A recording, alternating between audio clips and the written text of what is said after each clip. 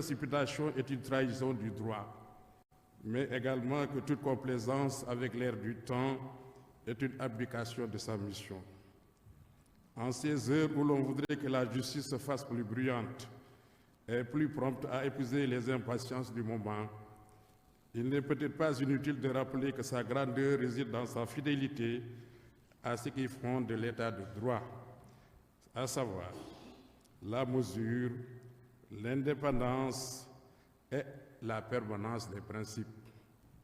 Son indépendance n'est ni un privilège, ni une protection personnelle pour le magistrat.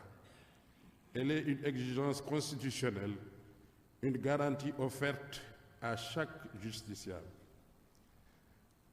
En cette nouvelle année judiciaire, nous réaffirmons donc dans la sérénité notre attachement à une justice consciente de son époque, mais insoumise à ses emballements, attentive à l'attente légitime des citoyens, mais fidèle aux principes qui la commandent et qui la dépassent. C'est dans cette tension assumée et féconde qu'elle trouve sa modernité.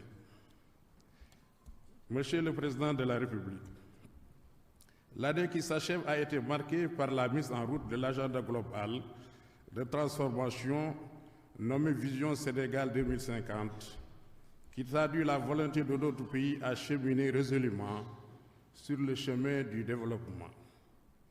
Parmi les objectifs de ce plan, la recherche d'une souveraineté numérique et technologique est un défi à relever par l'administration en général et par l'institution judiciaire en particulier. Le choix du thème de cette audience solennelle, intitulé « Le juge face au défi du numérique », s'inscrit dans cette problématique d'ensemble et nous permet d'interroger la façon et la fonction de juger à l'ère du numérique, ainsi que la problématique subséquente de la protection de l'institution judiciaire et de la garantie des droits fondamentaux dans un environnement numérique. Dans un contexte de révolution technologique, l'exercice de la justice n'est effectif que si le juge affirme sa compétence et sa présence en adaptant son office à l'évolution des nouveaux outils de travail, notamment ceux liés au numérique. Cela est d'autant plus vrai que le numérique partage avec l'institution judiciaire une même caractéristique, celle d'une quête permanente d'équilibre et de conciliation.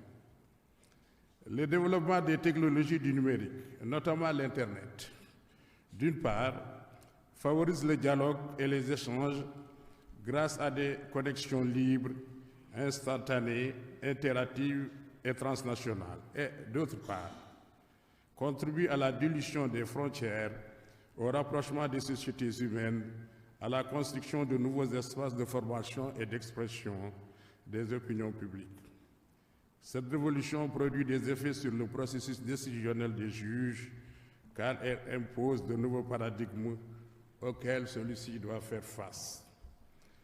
Le juge voit ainsi son office se remodeler et ses outils de travail se renouveler profondément par des mutations et des métamorphoses constantes.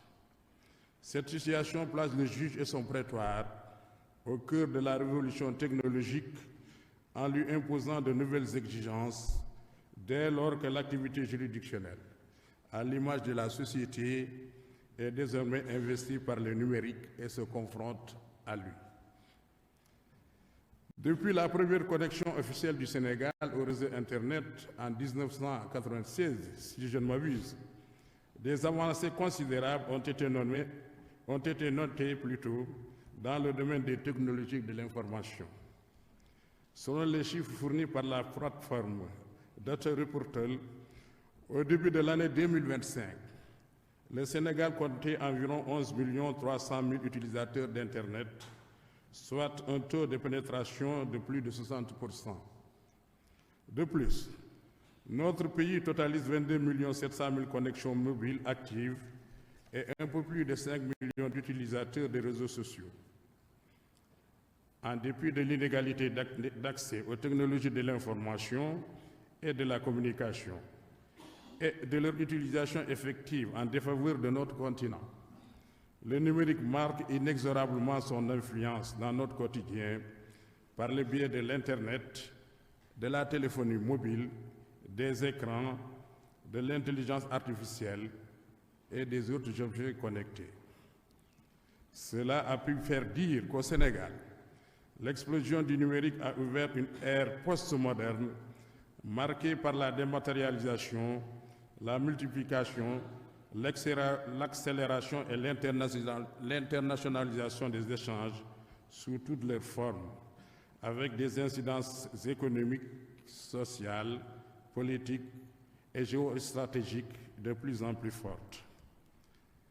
C'est dans le contexte de cette nouvelle réalité que le juge est appelé à garantir la jouissance des droits fondamentaux sans renoncer aux valeurs principielles de la justice. Dans cette perspective, il réinterroge les droits et structures existants et s'adapte pour faire vivre et avancer son œuvre. Ce travail d'adaptation consiste, en premier, à interpréter les lois existantes conçues en majorité pour un monde physique et analogique, pour les conformer à un espace numérique.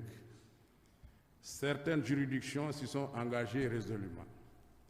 Ainsi, le Conseil constitutionnel, face à l'impossibilité de procéder à un contrôle physique des parrainages, a, sans qu'un texte l'y ait expressément invité, mis en œuvre ce travail d'interprétation et d'adaptation de la loi en posant les jalons de ce qu'on a appelé un constitutionnalisme numérique.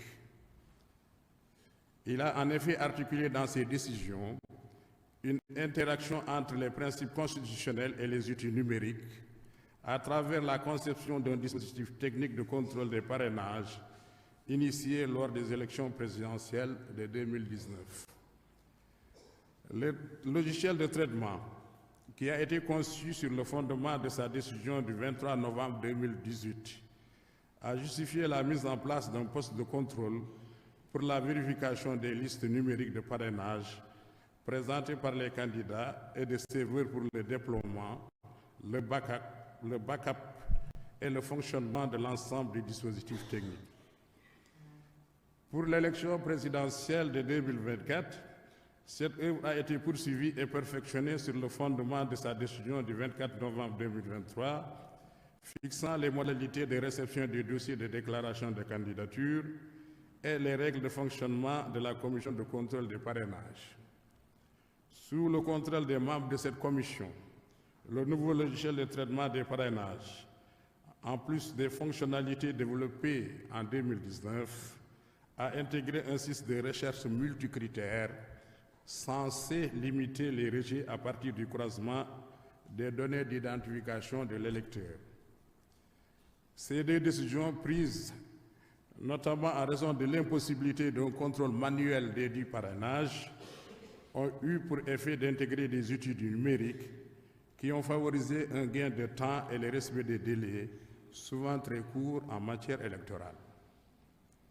La Cour suprême s'est également inscrite dans cette dynamique en procédant à la modernisation de ses outils de travail et moyens de communication. Sur le plan interne, elle a entrepris depuis quelque temps l'élaboration d'un système de dématérialisation des procédures. Il s'agit précisément d'un outil dénommé Senlex Base qui permettra à terme de déployer une plateforme de gestion complète du processus de traitement des affaires soumises à la Cour. La Cour est aussi en train d'expérimenter l'utilisation d'un système de projection lors des prédélibérés, des délibérés et des séances de lecture d'arrêt, et dans ce cadre, se doter d'outils informatiques de dernière génération, ainsi que de matériel de télédiffusion, dans l'optique d'étendre et de systématiser la pratique au niveau de toutes les chambres. Ce système permettra à terme de substituer les dossiers papier par des dossiers numériques et partant d'induire une plus grande efficacité dans l'exécution des missions de la Cour et de restituer plus adéquatement son option de tendre vers son objectif d'être une juridiction plus moderne et plus proche des justiciables. L'institution judiciaire est appelée par ailleurs, à trancher les questions portant sur l'exercice des droits fondamentaux classiques dans l'espace numérique. En effet, l'anonymat qui couvre les utilisateurs nécessite une régulation des contenus en ligne, en particulier en ce qui concerne l'exercice de la liberté d'expression. Traditionnellement, la responsabilité des auteurs d'infractions dans ce domaine est retenue par le juge toutes les fois que, dans l'exercice de cette liberté, ils ont manqué à leur devoir de prudence et de réserve. Cette règle a été appliquée par la Cour suprême. Cependant, l'imputabilité d'un exercice abusif de la liberté d'expression est plus difficile à établir lorsque l'information est transmise via des plateformes qui garantissent l'anonymat, mais dont les contenus sont souvent publics. Sur ce point, le travail des juridictions s'associe à celui de la Commission de protection des données à caractère personnel, qui tient une position d'avant-garde. À titre d'exemple, par décision du 19 février 2016, cette commission a refusé de délivrer un récépissé de déclaration à une entreprise en la mettant en demeure d'arrêter, sans délai, la collecte d'adresses électroniques à partir de recherches sur des pages web, sur les réseaux sociaux et par tout autre moyen déloyal. Il a été également ordonné à cette entreprise de supprimer la base d'adresses électroniques qu'elle a constituée avec des adresses de particuliers sans leur consentement préalable et de procéder à toute nouvelle opération de prospection commerciale directe avec le consentement des personnes concernées. Cette décision de la CDP est une déclinaison du droit à l'oubli numérique, puisque les adresses en question constituaient des traces laissées par des utilisateurs qui se sont connectés durant une séquence temporelle bien délimitée sur des sites en utilisant leur adresse mail et en supposant que la déconnexion effaçait toute trace de leur passage sur ces sites. 2 ans avant cette décision, la Cour de justice de l'Union européenne avait rendu le 13 mai 2014 un arrêt majeur sur la question en reconnaissant, sur certaines conditions, le droit à un citoyen de demander la suppression de liens le concernant, mettant en balance le droit à l'information et le respect de la vie privée. La CDP semble être allée plus loin, puisqu'elle s'est substituée aux personnes concernées en demandant la suppression de leurs données personnelles frauduleusement collectées par cette entreprise en application des articles 29.2 et 31.3 de la loi numéro 2008-12 du 25 janvier 2008 sur la protection des données à caractère personnel. Dans une dynamique similaire, les juges procèdent au contrôle des décisions prises par les autorités administratives à l'occasion d'un exercice abusif de la liberté d'expression via des supports numériques. Il est vrai que dans ces conditions, si l'auteur est difficile à être identifié ou appréhendé, l'autorité administrative prend souvent des décisions visant à rendre inaccessibles des sites de diffusion qui ont tendance à porter atteinte à l'honneur et à la dignité d'autrui. Toutefois, ces décisions elles-mêmes peuvent porter atteinte à l'exercice de la liberté d'expression d'autres utilisateurs non concernés.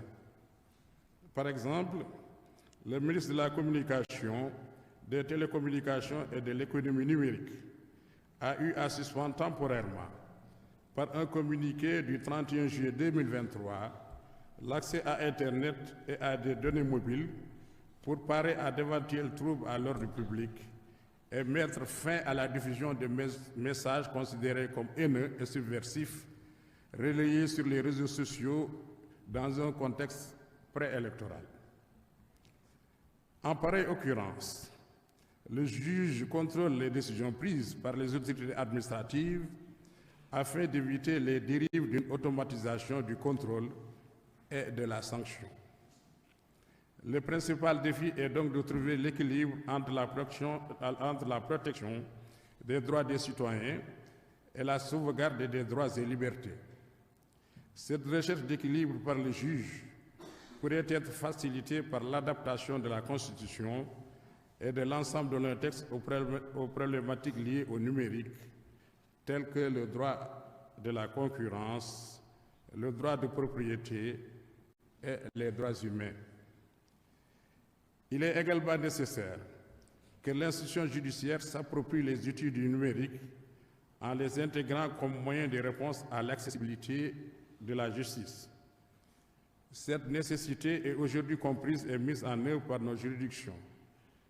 À titre d'illustration, au-delà des exemples que vous avez donnés, Monsieur le juge, nous pouvons citer d'une part le tribunal de grande instance de Kaolack, dont le greffe tient des primitifs numériques, et d'autre part le tribunal du commerce qui a dématérialisé ses procédures en mettant à la disposition des justiciables des adresses mail spécifiques à chaque procédure pour saisir le tribunal en ligne. Il est ainsi permis aux parties de suivre l'évolution de la procédure et de s'informer du résultat des audiences sur le site de la juridiction. Ce système dématérialisé de gestion des activités judiciaires, accessible aux avocats et huissiers, participe à rapprocher les justiciables des juridictions, à simplifier l'archivage des décisions et leur accessibilité aux usagers. Il faut sur ce même registre souligner que dans son office, le juge est aussi confronté à la réalité de l'intelligence artificielle, notamment dans le processus décisionnel. Cette technologie lui sert d'assistance et participe à l'efficacité, à la rapidité et à la simplicité des procédures. Le juge ne doit donc pas avoir peur de cet outil numérique, mais doit se l'approprier avec à-propos et discernement. L'intelligence artificielle n'est pas un outil de décision, mais une aide pour l'exercice des compétences juridictionnelles posées entre les mains de praticiens avisés.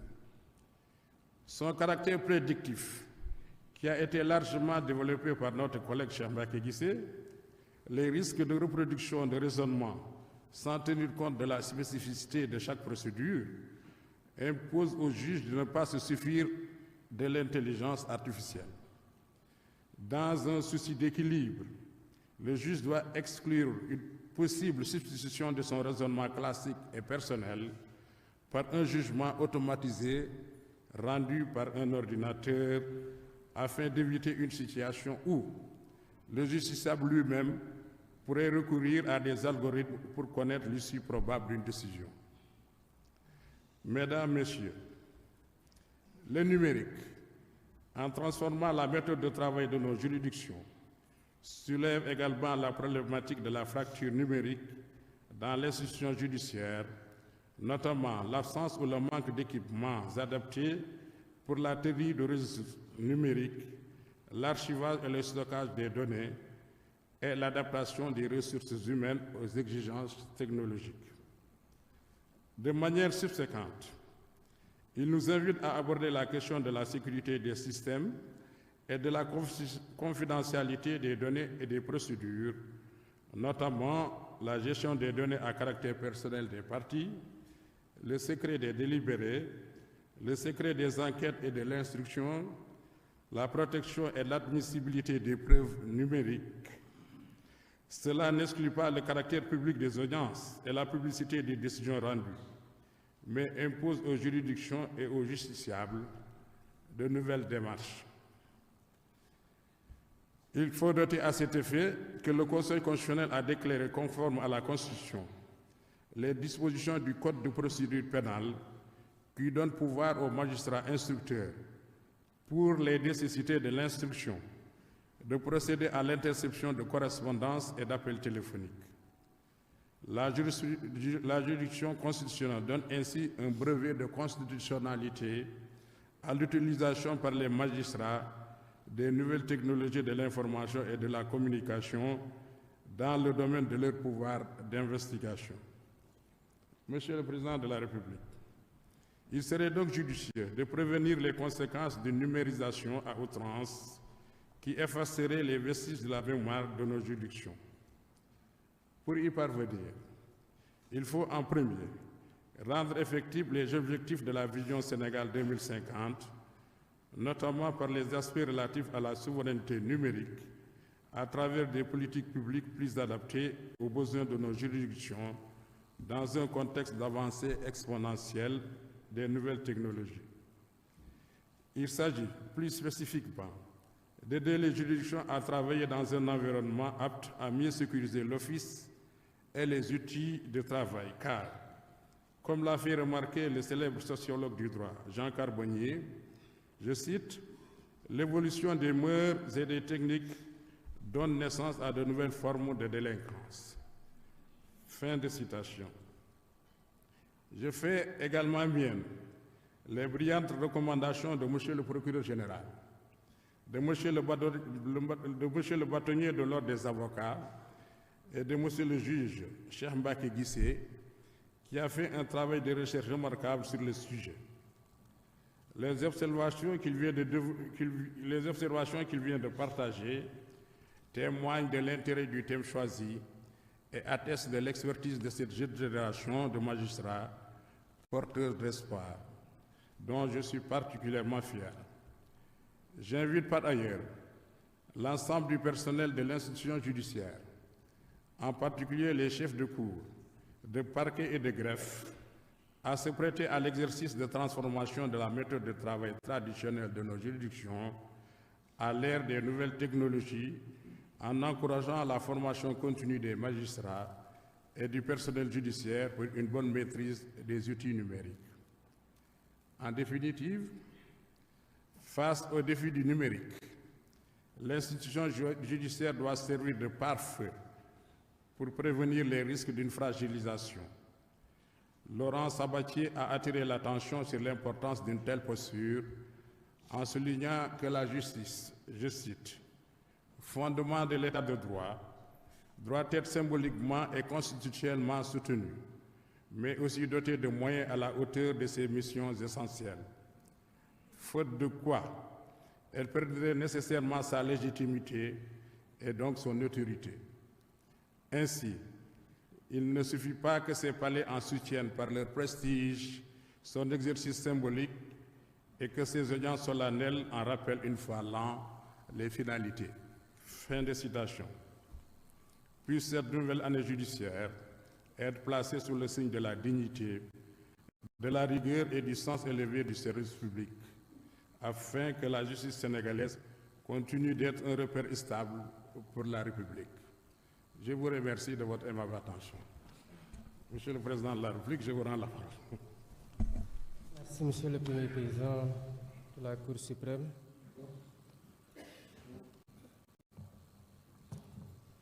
Monsieur le Président de l'Assemblée nationale, Monsieur le Premier ministre, Madame le ministre de la Justice, garde des Sceaux, vice-présidente du Conseil supérieur de la magistrature, Madame le vice-président du Conseil constitutionnel, président par intérim du Conseil,